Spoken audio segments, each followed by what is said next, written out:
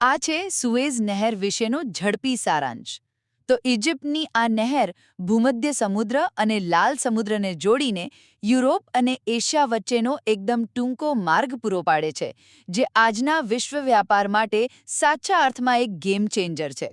પહેલું, ચાલો જોઈએ કે આ નહેરની રચના આટલી યુનિક કેમ છે. 19મી સદીમાં બનેલી આ 193 કિલોમીટર લાંબી નહેરમાં કોઈ જ લોક સિસ્ટમ એટલે કે જળસ્તરને કંટ્રોલ કરતા દરવાજા છે જ નહીં.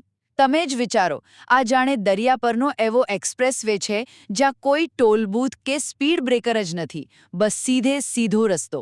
આ જ સરળતાએ તેને દુનિયા માટે અનિવાર્ય બનાવી છે. પણ સાચું કહું તો આ જ એની સૌથી મોટી તાકાત અને નબળાઈ બંને છે. બીજું, આપણી આર્થિક નિર્ભરતા. તમને ખ્યાલ છે આ નહેર જહાજોનો કેટલો બધો સમય અને ઈંધણ બચાવે છે? આખી દુનિયાનો લગભગ 12% વ્યાપાર અહીંથી જ પસાર થાય છે. યાદ છે ને, 2021માં પેલું એવર ગિવન નામનું જહાજ અહીં ફસાઈ ગયું હતું? બસ એક જહાજ ફસાયું અને દુનિયાભરનો વ્યાપાર દિવસો સુધી અટકી પડ્યો હતો. હવે વિચારો, શું આપણી આધુનિક દુનિયા ખરેખર માત્ર એક સાંકડા પાણીના રસ્તા પર આટલી બધી નિર્ભર છે? હા, બિલકુલ. અને સ્વાભાવિક છે કે જ્યારે કોઈ રસ્તો આટલો પાવરફુલ હોય ત્યારે તેના પર કંટ્રોલ મેળવવા રાજકારણ તો રમાશે જ.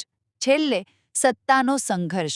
વર્ષ 1956માં ઇજિપ્તે આ નહેરનું રાષ્ટ્રીયકરણ કરી દીધું, એટલે કે વિદેશી તાકાતો પાસેથી સીધો કંટ્રોલ છીનવી લીધો. પરિણામે બ્રિટન, ફ્રાન્સ અને ઇઝરાયલ સાથે એક બહુ મોટો સંઘર્ષ ઊભો થયો, જેને આપણે સુએઝ સંકટ તરીકે ઓળખીએ છીએ. આ સ્પષ્ટ કરે છે કે આ માત્ર કોઈ બિઝનેસ ફેસિલિટી નથી, પણ વૈશ્વિક પાવર અને વર્ચસ્વ માટેનું એક મોટું યુદ્ધ મેદાન પણ છે.